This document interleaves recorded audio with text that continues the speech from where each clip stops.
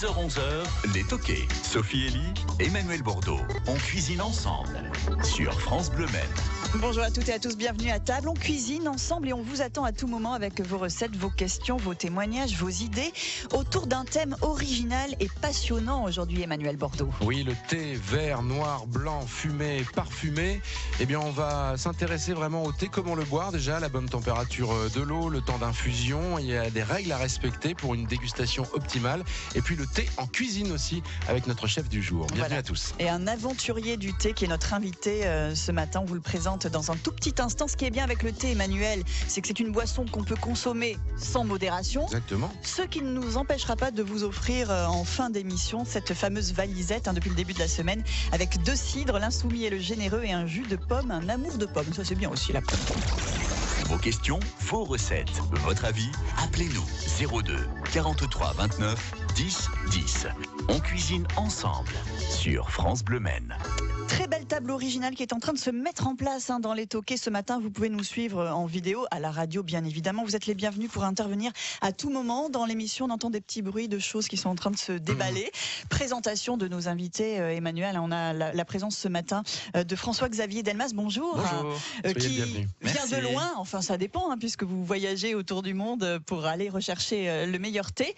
Et puis ma passion, en effet. Jérôme Foulard, qui est le chef du grenier à sel et qui, à l'occasion de votre visite, d'ailleurs, va préparer un menu spécialité. C'est ça qui va se passer. Exactement. Visite au Mans pour l'inauguration officielle de la boutique. Il y a combien de boutiques Palais d'été en France ?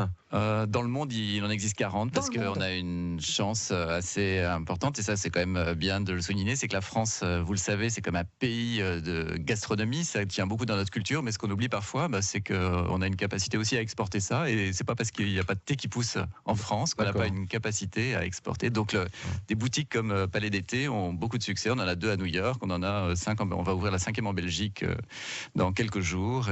Ouais, quand on pense au thé, on pense aux Chinois, aux Indiens, aux Anglais aussi, grands consommateurs de thé. Mais ça évolue. Japonais, Japonais aussi. On parlera de tous ces pays d'ailleurs. Mais c'est vrai que ça a beaucoup évolué dans la mentalité française, très café évidemment, mais depuis des années, grâce à l'ouverture aussi de ces boutiques. Il y a Mariage Frères aussi. Bien sûr. Ça s'est vraiment développé sur du thé de qualité. Oui, moi ce qui me paraît bizarre, c'est pourquoi ça s'est pas développé plus tôt. Alors en effet, je pense que pourquoi est-ce que les Français ont fait l'impasse sur le thé ? Parce que tout le temps on me dit, mais alors pourquoi cet engouement pour le thé ? Non, pour moi c'est pas ça le problème.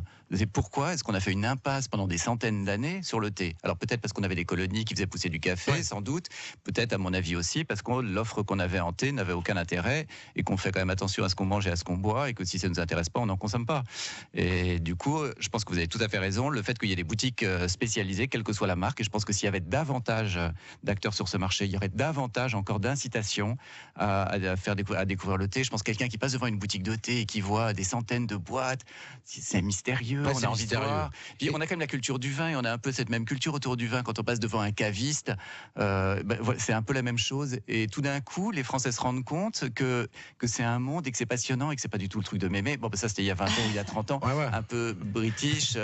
Voilà, je crois qu'on a réussi enfin à dépoussiérer le thé de ses clichés. Et ce qui est génial, comme on connaît rien au thé jusqu'à il y a pas longtemps, c'est qu'on est prêt à tout découvrir. Voilà, on a tout à découvrir. On est vierge du point de vue du thé et que ça nous permet, contrairement aux Anglais, par exemple, qui ont des habitudes de consommation et qui sont pas du tout prêts à découvrir comme nous on l'est.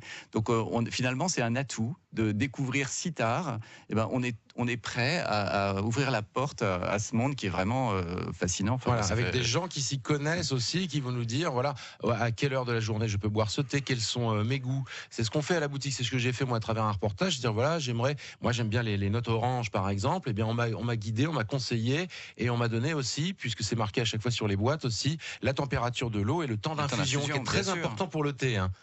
Bien sûr, le thé il est pas censé. Si c'est un bon, encore une fois, si c'est un bon thé. Oui, c'est ça. Si vous avez un mauvais thé, c'est pas parce que vous allez prendre une autre source qu'il va devenir bon. En revanche, si vous avez quelque chose de très bon, c'est un peu dommage de pas le préparer correctement. Mais là aussi, c'est comme le vin. Si c'est pas la peine de carafer un truc qui n'a aucun intérêt. Ça doit être en relation avec ce qu'on a acheté et les conseils qui ont été donnés par le petit sommelier. C'est génial la passion que vous dégagez. Votre première tasse de thé, vous l'avez bu quand ? Alors, ça, c'est les souvenirs. C'est comme des madeleines. Ça, c'est les souvenirs, mais je suis pas sûr qu'elle m'ait marqué. Je pense qu'il devait y avoir une jolie porcelaine et une tranche de citron. Ah oui, alors ça, c'est Donc, une sur un plat hérésie gastronomique. d'ailleurs. C'est une hérésie de Oui, mettre une tranche de citron complètement. dans une tasse de thé. Ah ouais, c'est n'importe quoi. Mais c'est pas grave, ça reste un souvenir. Moi, je l'ai découvert assez tard. Et moi, c'est une passion qui est née au fur et à mesure que j'ai exercé ce métier. Je connaissais pas grand-chose. Je me suis retombé un peu par hasard dans le thé. Et voilà, et aujourd'hui, ça fait 28 ans, je ne ferai jamais rien d'autre dans ma vie. Et voilà, et puis bon, peut-être la chance aussi d'aller rencontrer ceux qui font le thé, qui ont les pieds dans la terre. Parce que vous êtes El Gringo, c'est vous, hein, dans le thé. Hein. Gringo, je sais pas, mais ouais, j'ai envie. Encore une fois, il y a plein de parallèles, je pense, avec le vin, et j'ai envie de rencontrer les gens qui ont les pieds dans la terre et qui font pousser, qui essaient de m'expliquer pourquoi ils arrivent à avoir telle forme de feuille, pourquoi il y a du bourgeon, qu'est-ce qui se passe, qu'est-ce qui donne le goût, pourquoi cette année il est comme ci ou comme ça, est-ce que c'est le climat, est-ce que c'est le sol, c'est extrêmement complexe en fait. En même temps, il faut pas François-Xavier pour nous montrer le thé. En même temps, il ne faut pas paumer les gens en leur faisant, parce que beaucoup de personnes ont une idée compliquée du thé, préfèrent se rabattre sur un vilain sachet juste parce qu'ils s'en font une montagne. Ouais. Donc je ne veux pas non plus dire que c'est hyper complexe, c'est complexe si on le souhaite, et c'est chacun à sa manière, et voilà, il faut y aller progressivement. Et on va y aller dans quelques minutes. Avec Jérôme Foulard aussi, qui n'a pas encore parlé encore, mais ça vaut le coup d'écouter. Il a sorti des petites choses. C'est une autre culture, même moi j'ai découvert, et ça donne des idées en cuisine. Avec mon gars Arnaud en cuisine, on a travaillé justement là-dessus, et on va faire un menu ce soir pour ça, et on ne devait faire que le dessert, on va faire l'entrée, le plat et le dessert à base de thé. Et bon, on en reparle avec vous dans quelques instants sur France Bleu Maine. N'hésitez pas à nous appeler au 02 43 29 10 10 si vous êtes des amateurs de thé et si vous l'utilisez aussi dans la cuisine. On vous écoute. France Bleu Maine. 10h-11h sur France Bleu Maine. On cuisine ensemble. Emmanuel Bordeaux, Sophie Elie. Le thé, aujourd'hui avec un aventurier du thé, créateur des boutiques Palais d'été, une nouvelle boutique qui vient d'ouvrir sur le Mans, c'était à peine l'été dernier. Dans le centre-ville du Mans, vous pourrez désormais aller chercher votre thé ici. Nous avons avec nous François-Xavier Delmas et Jérôme Foulard, le grenier à sel, inauguration de la boutique aujourd'hui. Repas chez Jérôme qui a préparé un menu créatif autour du thé. Oui, on a essayé, au début on devait faire que le dessert et on s'est dit non, on va jouer le challenge à fond, on va faire entrée, plat, dessert. Donc on va être ce soir sur un tataki de bœuf au thé du tigre, un thé de Chine. Donc ça c'est un thé fumé. Très fumé. Très fumé, ouais. Donc c'était très très agréable. Après on va faire une Saint-Jacques avec des cèpes crus, pousses d'épinards fondus et du thé matcha. On va faire une sauce à base de thé matcha. Et après on va faire un délice chocolaté et on a fait avec un sorbet du Népal, quoi. D'accord. Et là, justement, on va le goûter, ce sorbet. Vous avez amené des petites sauces aussi, Jérôme, ce matin. Un filet de canette de Loué avec, on va dire, une sauce ketchup. Avec Arnaud, on a fait ça en cuisine et avec le thé fumé, justement. D'accord. Et alors pourtant, c'est des ingrédients quand même qui sont assez forts si on est sur le ketchup. Donc je pense vinaigre, je pense tomate. Vinaigre, miel, et tomate. Pourtant, on va quand même avoir le côté fumé du thé. On va avoir le côté fumé, ouais. C'est ça qui est extraordinaire. Hein. C'est-à-dire que c'est assez puissant, hein, du coup, le thé, François-Xavier Delmas. Ça peut être puissant parce qu'après, vous avez plein de manières. Là, je ne sais pas exactement comment vous avez fait infuser, mais vous pouvez aussi faire des extraits. Il y a des chefs qui font des sortes d'extraits de thé. Donc, ils vont mettre beaucoup de feuilles et laisser infuser avec très peu d'eau et pendant une durée assez longue. La façon de faire infuser le thé, quand on va avoir un usage culinaire, peut être assez différente de celui que vous faites dans la théière. Alors nous, on est resté dans les classiques, on a respecté les temps d'infusion et tout ça, parce que on va pas dire qu'on connaît rien, mais presque. C'est tout nouveau, on maîtrise pas, et au contraire, c'est bien, parce que ça nous permet de voir et d'imaginer des plats derrière en cuisine et voilà. Qu'on retrouvera peut-être à la carte aussi du grenier à sel, parce que là c'est un repas spécial ce soir pour l'équipe du Palais d'été. Vous avez hâte, François-Xavier, de goûter bien tout sûr, ça. Bien sûr. Et de l'arrosé de thé? Ou alors est-ce qu'on peut imaginer quand même goûter du vin là-dessus? Oui, tiens, bonne question. Ça. Les deux sont possibles. Il y a pas de. Je suis pas un ayatollah du thé. On peut parfaitement goûter un mets à base de thé associé avec un vin, évidemment, bien sûr. D'autant plus que voilà. Alors Marion, vous êtes restée. Merci d'être avec nous. On finit toutes les phrases en thé. Ouais, restez. Très bien, je vais essayer de m'adapter. On va essayer. Voilà, bien, Marion. Bien joué. Marion va déguster. Alors 3 thés. Dites-nous comment elle doit procéder pour vraiment avoir le goût optimal des thés que vous proposez, François-Xavier Delmas. Bon, alors là, devant nous, on a un matériel à déguster qui est professionnel. Et du coup, l'olfaction, c'est un sens qui est majeur dans la dégustation, ce qui fait qu'on va sentir l'odeur de la feuille infusée avant de goûter le thé. Donc on a ces petits pots en porcelaine et on va aller soulever le couvercle du petit pot et sentir. Je le fais en même temps. Hein. Voilà, et de sentir la feuille infusée pour pour essayer de reconnaître les différents parfums. C'est pas facile, hein. C'est un peu comme quand on déguste du vin en cours d'œnologie, où on essaye de découvrir les différentes notes de fruits rouges, ce genre de choses. Alors là, c'est la première fois que je fais ça avec du thé, donc je suis encore un petit peu perdu mon nez aussi. Pourtant, avec le vin, elle a l'habitude. Hein, quand on est là, c'est vrai que le thé, c'est différent. Et nous, en même temps, on est en train de déguster ce qu'a préparé Jérôme. C'est divin. De la canette. Vous aurez le droit, après, de goûter, Marion aussi, les choses à manger. Et là, vous êtes en train de goûter le premier thé proposé par François-Xavier, qui nous a préparé le plateau avec oui, alors du coup, j'ai goûté les bourgeons. Alors, vous avez goûté, mais vous pouvez prendre... faut pas hésiter à faire du bruit. Ah d'accord. C'est-à-dire qu'on goûte comme on goûte le vin, on fait tourner le liquide en bouche et on fait du bruit. Donc, mais on peut l'avaler, on n'est pas obligé de le recracher, le thé. Voilà, quand on goûte professionnellement, en général, on recrache parce qu'on en goûte Malgré 50 ou 100. Mais là, on le fait tourner en bouche et à la fin, on l'avale. Mais on n'hésite pas à le mettre dans sa bouche bruyamment, tête baissée, pour faire venir l'air en même temps que le liquide et faire tourner l'air et le liquide dans la bouche. Exactement comme le vin. On commence par le nez, après... Et la rétro-olfaction, et on expire par le nez pour garder le liquide en bouche.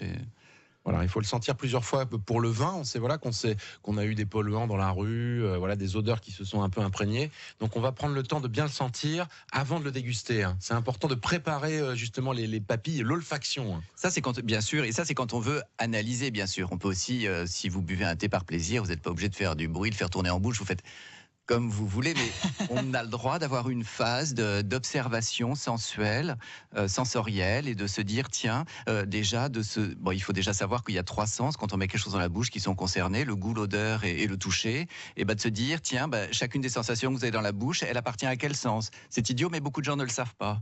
Alors que c'est pas que le thé, c'est pour plein de choses. Mais par exemple, dans le thé, il y a de l'astringence, il y a de l'amertume. L'astringence, c'est le toucher, l'amertume, c'est une saveur, et puis il y a des parfums, c'est une odeur, et voilà. On va poursuivre cette dégustation passionnante ensemble dans les Toqués en cuisine ensemble, et on vous attend aussi avec vos réflexions et votre amour du thé au 02 43 29 10 10. 02 43 29 10 10. On cuisine ensemble sur France Bleu Maine. Une explosion de saveurs actuellement dans le studio de France Bleu Maine autour du thé, autour des mets aussi, réalisés par Jérôme Foulard à l'occasion de la visite de François-Xavier Delmas pour l'inauguration de la boutique Palais d'été au Mans. Voilà, François-Xavier Delmas qui est au Mans et qui sera au Népal en fin de semaine. mais toutes les régions sont intéressantes, hein. Même si on ne fait pas de thé en France. Hein. Même dans les dom-toms, on ne fait pas de thé du tout. On pourrait à La Réunion. À La Réunion, il y a tout ce qu'il faut, un sol volcanique, un sol acide, en pente. Bon, le thé, c'est un camélia. C'est quand même important à savoir, tout le monde ne le sait pas. Le thé, c'est un camélia, et le camélia, il aime bien les sols très acides. Il aime bien avoir la tête à l'humidité et les racines au sec. Il n'aime pas l'eau stagnante. Il aime aussi l'altitude, les températures différentes entre le jour et la nuit. Bref, La Réunion convient très bien, sauf que le thé, après, ça demande une main-d'œuvre absolument incroyable. Et je pense que pour des raisons économiques, ça serait plus on va haut, plus il est planté haut, le théier, mieux c'est. En qualité, oui, parce qu'un écart de température jour-nuit l'aide à donner des parfums qui sont assez intéressants. Ça pousse jusqu'à 2000 au Népal, vous le trouvez. Népal et Taïwan, vous avez des plantations à 2100 à peu près. D'accord. 2100 mètres, mais c'est souvent, je vais souvent entre 1005 et 2000. D'accord, ça serait des heures de 4x4, ouais, c'est ce que je rencontre le plus souvent dans les monts. Bon, moi, ce qu'il faut dire, c'est que ce qui m'intéresse le plus, c'est les très beaux thés. Donc, c'est pas des thés en général qui sont des thés de plaine. Donc, il faut que j'aille plus loin. Je vois des tas de plantations de thé, mais qui m'intéressent pas parce que c'est pas les meilleurs. Et du coup, moi, c'est souvent en haut de la montagne que... C'est vraiment comme le vin, il y a les vignes de plaine et puis celles du coteau sont toujours meilleures que celles de la plaine. Ouais, et puis celles de plaine sont souvent des cultures intensives, davantage mécanisées, c'est souvent au détriment de la qualité, c'est souvent des parcelles gigantesques. C'est traité le thé justement, il y a des thés qui sont... Quand c'est intensif, c'est très variable d'un pays à l'autre, mais quand c'est intensif, quand c'est intensif et en plaine, c'est plus problématique qu'en montagne où vous avez un petit fermier qui fait des choses très propres et qui n'aurait même pas l'idée de d'utiliser. On vient de goûter une glace là. Qu'est-ce que vous en pensez avec votre thé, j'ai envie de dire. C'est pas mon thé, c'est le thé qu'un gars qui s'appelle Andrew a fait dans une montagne du Népal. Oui, mais justement, il y a la rencontre humaine aussi. On parle depuis tout à l'heure du thé, mais il y a aussi les rencontres. C'est un fou de thé, c'est un type exceptionnel qui s'occupe d'une plantation qui s'appelle Gouransé. C'est quel type de thé alors ça C'est un thé noir. C'est un thé noir roulé à la main. C'est quelque chose de très beau, mais c'est très très artisanal. Le Népal, en plus, fait des thés extraordinaires, mais personne ne le sait. Pendant des années, le Népal vendait son thé à Darjeeling parce que c'est pas loin, et c'était du faux Darjeeling. D'accord. Ça n'a sert les intérêts ni du Népal ni de Darjeeling. Donc au contraire, il faut essayer de mettre en avant les gens qui bossent bien. Et donc là, il a fait un thé très délicatement roulé, très subtil. Et là, je trouve ça délicieux dans le sorbet parce qu'il y a cette petite amertume du thé qui vient prolonger, en fait, et qui donne une longueur en bouche, je trouve, au sorbet, que je trouve très intéressante. C'est qu'il se passe quelque chose au début, à l'avant de la bouche, au départ, et petit à petit, ça voyage et on garde ça longtemps en bouche. Je trouve ça très intéressant. Ce soir, nous, on va le marier avec du chocolat. D'accord. Donc après, du chocolat. Donc après, à vous de nous dire aussi, après ce soir, si voilà, le mariage des deux se fait très bien et si ça ne pose pas de problème pour le thé, quoi. Faut pas trop dire mariage devant Monsieur Delmas, parce que Mariage Frère, c'est le grand concurrent du Palais d'été. Je suis quelqu'un de très tolérant.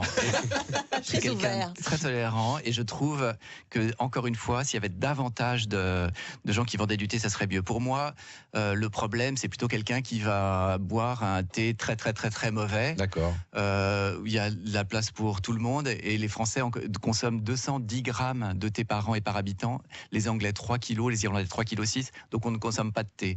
Donc c'est le début. Ce qu'il faut, c'est essayer de faire venir les personnes au thé, soit d'essayer d'emmener ceux qui boivent des mauvais thés vers des bons thés, soit ceux qui n'ont encore jamais découvert le thé parce que ça leur est pas venu à l'idée, de les emmener vers ça. D'accord. Marion, la dégustation, là, qu'est-ce que vous en avez pensé du premier thé? Vous avez été surprise, vous avez été charmée? Charmée, ouais, c'est vraiment le cas. Surtout, j'ai eu l'impression d'emmener mon palais voyager jusqu'en Chine. C'est ça qui est génial dans les produits. Non, mais c'est vraiment ça, parce que du coup, il y a déjà un peu la magie de la feuille, parce que donc on a les boîtes avec nous de thé donc séché.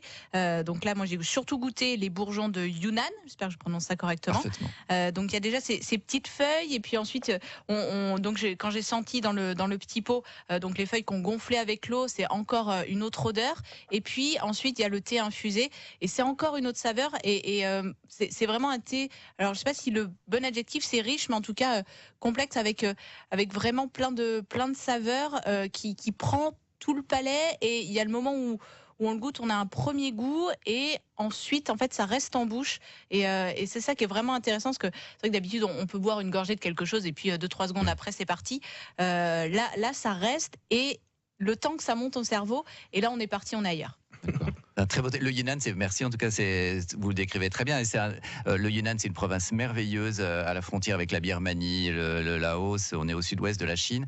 Ça donne des thés. Bon, ça, c'est un des plus beaux thés du Yunnan. Ça donne des thés très, comme vous l'avez dit, très amples, très ronds. Et il y a une richesse olfactive. On est sur des notes de bois, de sous-bois, de champignons, de meubles bien cirés, de cire, de miel. C'est très gourmand. C'est à la fois boisé, gourmand, on est entre le fruit compoté, enfin il y a tous ces parfums-là en bouche. Quelle passion, c'est génial. Je vais malheureusement devoir casser l'ambiance et vous dire qu'on va faire le break. Ouais. C'est du palais d'été pour tout le monde. Allez. 10h, 11h sur France Bleu Maine. On cuisine ensemble. Emmanuel Bordeaux, Sophie Elie. Ah oui, sugar, c'est le sucre. Oui. Le sucre, a priori, quand on a un très bon thé, on va venir gâcher le thé si on met du sucre dedans, François-Xavier Delmas. Ou pas.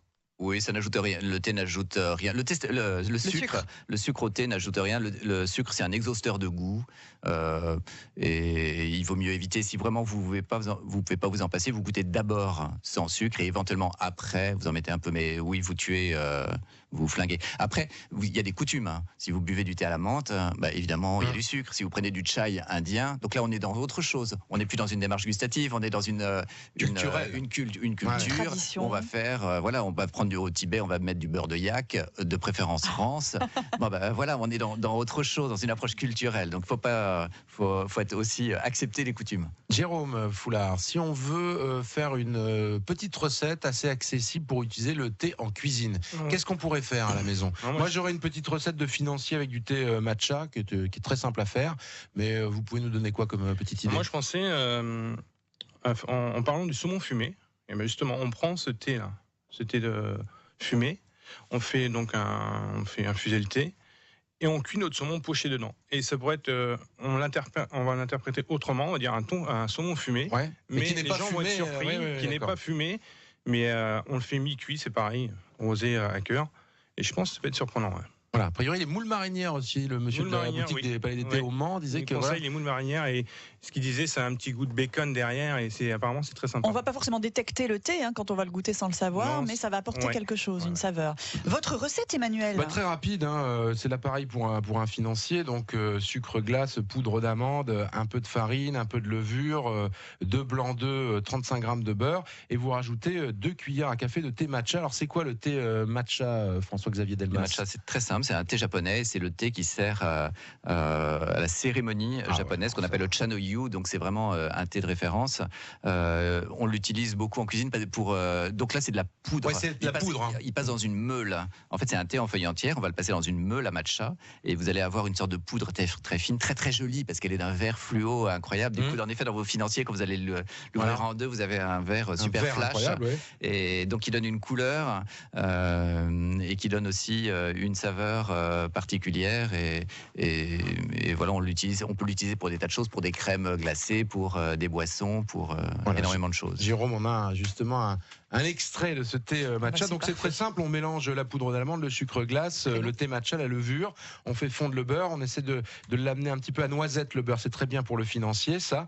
On ajoute les blancs d'œufs à tout ce mélange, et puis après on rajoute le beurre, mais doucement, on met ça dans les moules, et puis on peut y rajouter un peu des groseilles dedans, parce que ça va donner une belle acidité aussi à la recette, et vous faites cuire ça à 180 degrés pendant une dizaine de minutes. Voilà pour la recette. Regardez ce verre. Ouais, c'est étonnant.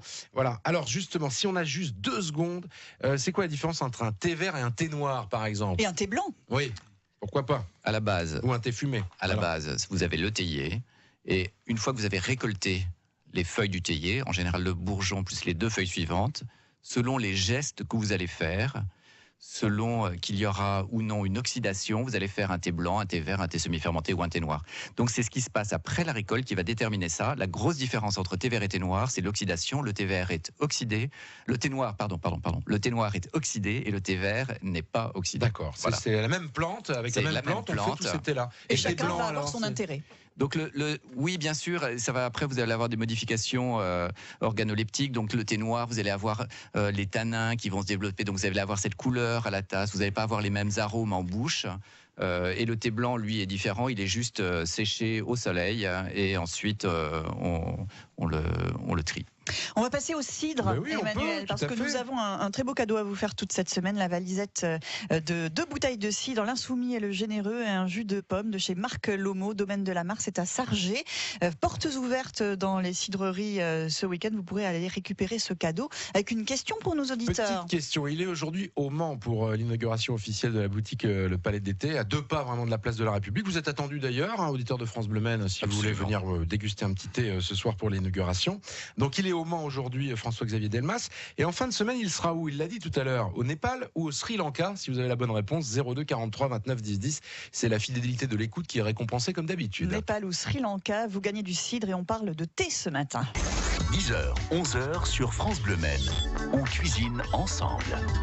Autour de la passion du thé ce matin, c'est vrai que c'est un univers passionnant que vous continuez de découvrir, François-Xavier Delmas. Vous avez encore des choses à savoir sur le thé Oui, vous-même? parce qu'il faut toujours tout recommencer. Le climat, une plantation qui fait un thé extraordinaire une année, rien ne dit que l'année d'après, elle est D'accord. capable de faire le même. Donc en fait, c'est un métier qui rend très humble, aussi bien pour le producteur que pour le petit sommelier. Il faut recommencer. Et puis, c'est la même chose. Plus vous savez de choses et plus vous avez de choses à apprendre. Bien sûr. Et Voilà. ce qui fait que vous apprenez, c'est que vous savez qu'il vous manque beaucoup de choses à savoir. Et c'est une vie n'y suffira jamais. Voilà, vous l'avez dit tout à l'heure, puisqu'on parle le cuisine. Mais bon, on va prendre Claudine. Bonjour Claudine. Bonjour Emmanuel. Alors, où a la chance d'aller en fin de semaine, monsieur François-Xavier Delmas, ici présent aujourd'hui avec nous? Au Népal. Eh ben oui. Ouais, absolument. Claudine, vous repartez avec votre valisette de cidre, ce qui ne vous empêche pas d'aimer le thé et d'en boire aussi, hein? Oui, tout à fait. Mais bon, je suis pas une connaisseuse, mais j'aime bien le thé. Est-ce que vous êtes prête justement à en savoir un peu plus sur le thé, Claudine, après l'écoute de l'émission ce matin? Complètement. Parce que vous buvez quel type de thé, vous, Claudine? Et n'ayez pas peur, on va pas vous embêter. Même s'il y a des sachets à la maison, hein, on l'a tous fait, on le fait Là, tous. je vous vous dis, parce que je l'ai sous les yeux, parce que je prenais mon petit déjeuner, c'est Cosmiti, le thé vert, gingembre et citron. D'accord, donc déjà, vous êtes quand même déjà dans une approche, c'est pas le sachet jaune là dans le thé. Vous faites du choix déjà. Pourquoi vous avez choisi ce thé, vous, Claudine ? On vous l'a proposé, vous l'avez déjà dégusté, c'est les notes gingembre qui vous intéressaient, c'était quoi ? Je vais tout vous dire en fait. Je vais à l'épicerie buissonnière, donc on va mettre le nez dans les pots et puis c'est à l'odorat quoi. Ah oui, bah, c'est très bien ça, Claudine. C'est ça qu'il faut faire, il faut aller sentir les Exactement. pots. Et d'ailleurs dans la boutique du Palais d'été, on peut le faire. Hein. Tout à fait, vous êtes la bienvenue ce soir. Inauguration, donc vous êtes au Mans, Claudine. La boutique aussi, Palais d'été, elle est au Mans. Il nous reste vraiment très peu de temps pour conclure. Entre le grenier à sel et tout ce que vous allez déguster aussi ce soir, hein, François-Xavier, et un pas que du thé, bien sûr. Et puis cette boutique, un nouvel pour les Manceaux, il y en a à New York, il y en a au Mans. C'est parfait tout ça. C'est parfait. Juste, on a une seconde, Sophie. Il nous reste combien de temps précisément si je me retourne vers 10. le technicien? Il me fait ça. Alors ça, je sais pas ce que ça veut dire. Juste voilà, si on a du thé, on peut le mettre pour cuire les pâtes, pour déglacer une volaille, choses comme ça. On peut l'utiliser partout dans la cuisine. C'est ça que vous me disiez. Ah oui, absolument. Moi, à chaque fois que j'utilise de l'eau, avant d'utiliser de l'eau, je me dis mais pourquoi je mettrais pas du thé plus tôt? Et vous arrosez une volaille à mi-cuisson, bah, il me reste un peu de thé dans ma théière et évidemment, je vais prendre ce thé-là et je vais travailler avec ce thé-là et je trouve ça beaucoup plus intéressant. Osons, essayons. À quelle heure on se donne rendez-vous pour l'inauguration de la boutique ce soir? On peut venir vous voir à quelle heure? Mais vous êtes toutes et tous les bienvenus à partir de 18h. Ça nous fera très plaisir. On va pouvoir sentir plein de thés différents. Eh ben, vous venez de la part de France Bleu Maine. Jérôme Foulard, merci beaucoup. Et à bientôt dans l'émission. Merci beaucoup. À très bientôt. France Bleu Maine, les toqués. Après le thé, les champignons. Ouais, champignons demain avec Jean-Marc Vollet, notre spécialiste culinaire, qui sera accompagné d'André Barbier, membre de la Société mycologique, ancien pharmacien et a priori esthète dans le domaine des champignons. Attention aux champignons, il y a eu beaucoup déjà d'intoxication alimentaire et puis comment on les prépare. Et ça c'est le côté négatif, mais le côté positif c'est comment on les mange. Une fois qu'on sait qu'ils sont bons, et ben après on les prépare le mieux possible. On et vous ce dit sera à demain, le cas. 10h. France Bleu Maine.